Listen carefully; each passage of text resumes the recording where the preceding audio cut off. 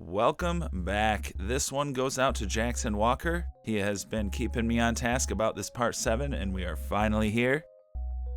Originally, I was going to do a rehaul on this old mask here, because the paint is too bright, but I got an order for a customer, so we're going to start from scratch today. And first, if you flip a part 7 blank over, you should see these scratches and dents from where the pockmarks will be. And we're going to use those as a bit of a guide, so you know exactly where each scratch lines up. You see my other part 7. You can still see the inside even after that's all painted over.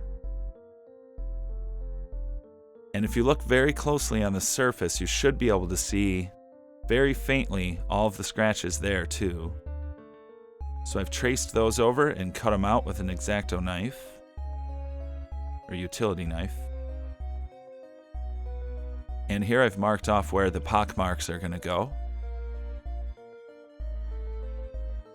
I want that very clearly indicated.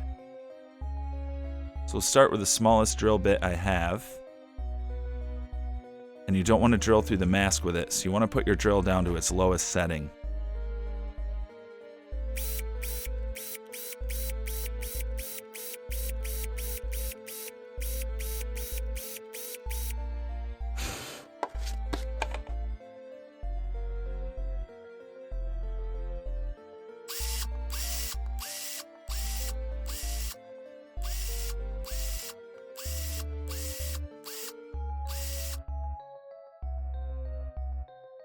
All little round circles.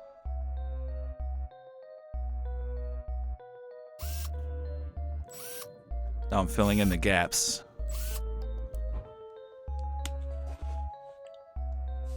Each hole is going to be perfectly round unless you add some detail to it with a knife. You don't want it to look like drill holes.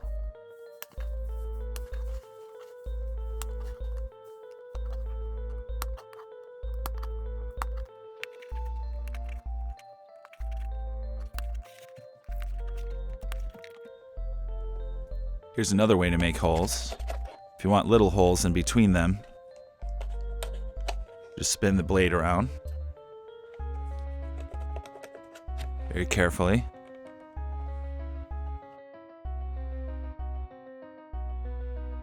So here's where I start being really stupid. You should never hold a knife like this or a blade like this. You should get an engraving tool instead. But it is easier for me to make these cuts. Now what I'm doing here is I'm connecting some of the holes. I was going to keep this part a secret, like my own little technique, but then I thought, Phantom, don't be a dick. Just show them how you do it.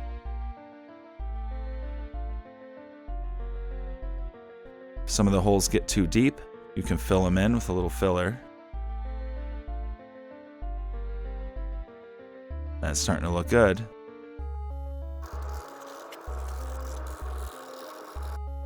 Now, the holes, you want to make sure those are there before you go making cuts.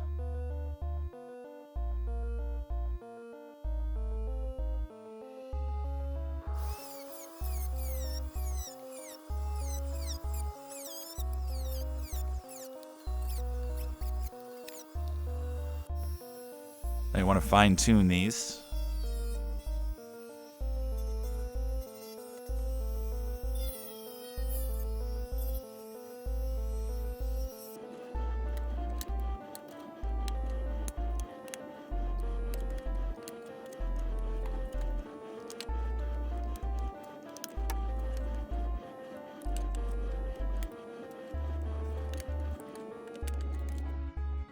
And that looks all trimmed up.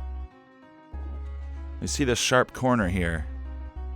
You don't want to leave that. Make sure you cut that off.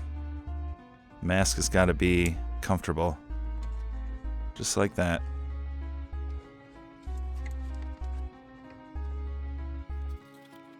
The axe cut, I always do carefully with some sandpaper.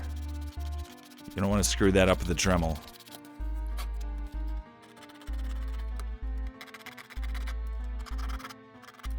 See, I'm holding the sandpaper edge here.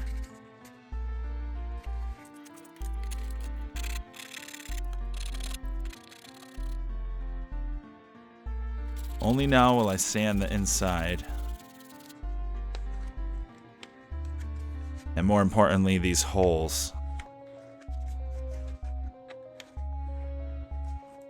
It's a very important step. And I think we're ready to spray paint this thing. And you're going to want to start with a really thin coat, but first we do the back. And I decided to do the inside black.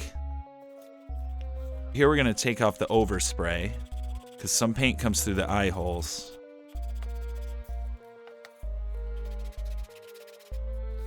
And that can show through your white paint, so really scrubbing all of that off of there.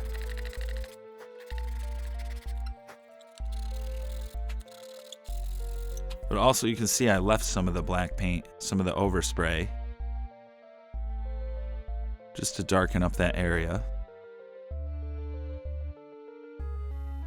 Now here we go with our first light coat, and when I say light coat, I want to show an example of what that means. It's very light, you can still see the overspray through it. It's just barely a coating of spray paint. And after maybe 5 or 6 light coats like that, I've started cleaning out the vent holes here. And this is the main paint job.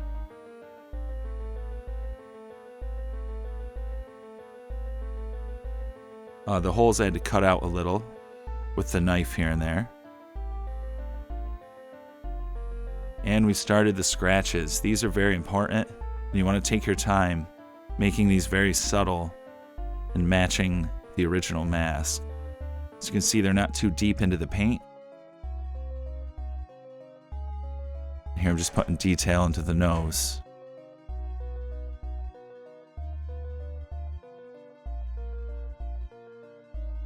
Everyone does this different.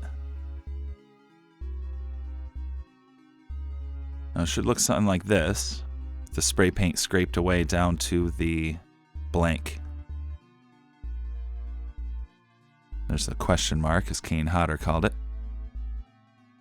Now my first dirt color is not just going to be brown or black. You're going to add some gray in there to desaturate. A nice dirty color. And I've watered down this paint, and I'm just very gently rubbing it into each crack. Like I said, you want your cracks to look subtle. They shouldn't be too dark compared to the paint around them.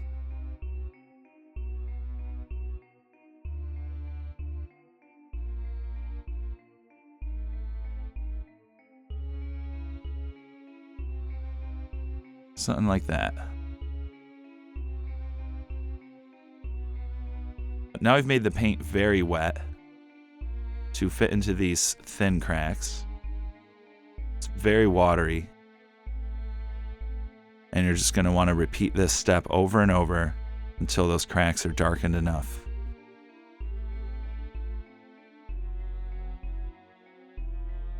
This is what you call a wash.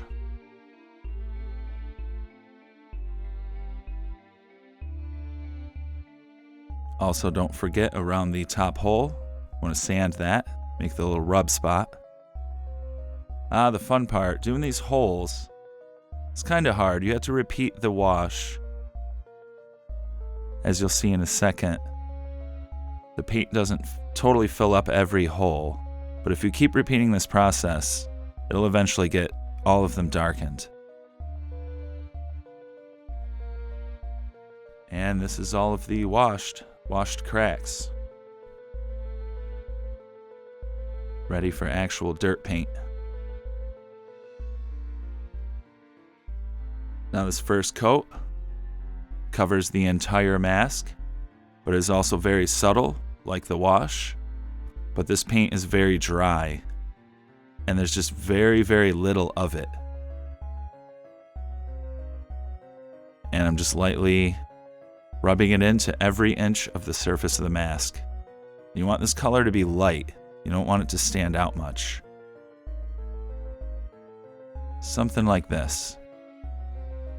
just so every inch of the mask is dirty. Now I've added more detail dirt.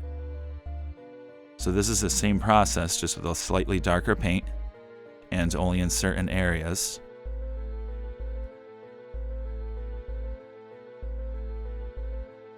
And we're all ready to final details.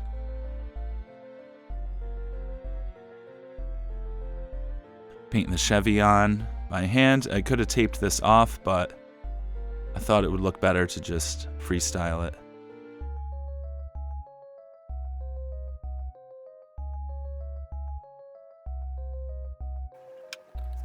I'm going to clean up the edges.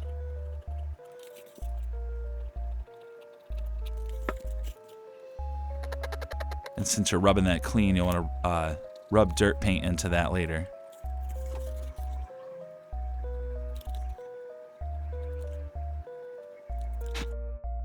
All right, Chevy looks good.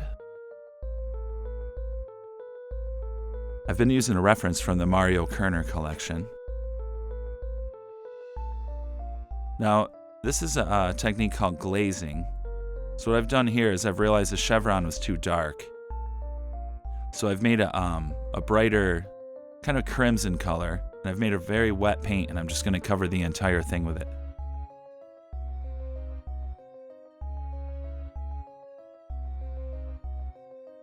Now there's definitely this yellowish kind of color around just a few spots on the mask. I'm kind of exaggerating that here. Most of it's getting soaked up. That's about it. This is where I've added the rusty reddish colors as well.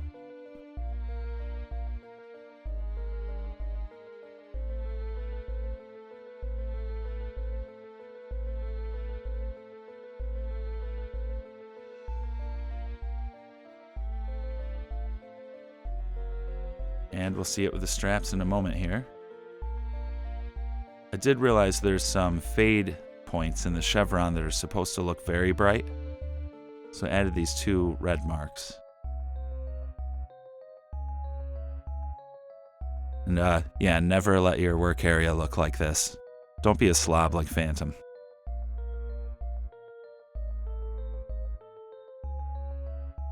See a huge improvement over my old technique.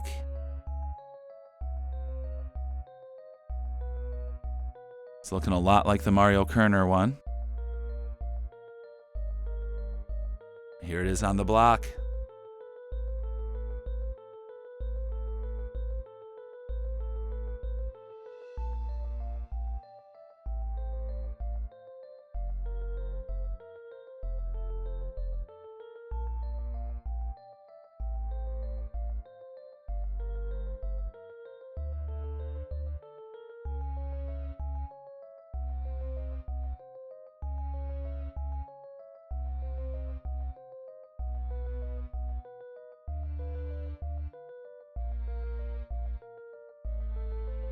If you want one of these of your own, you can get one anytime.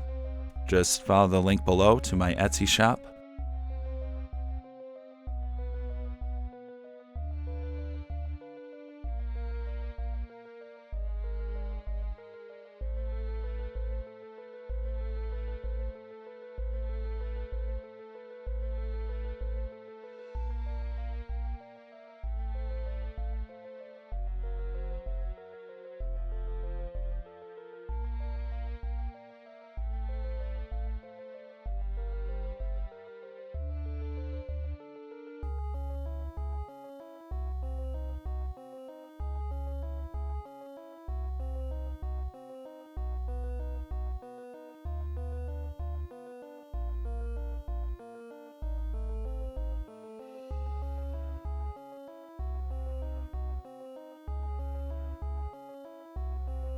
Thanks for watching. I'll be back as soon as possible with either another tutorial or a showcase of another rare mask like the Savini.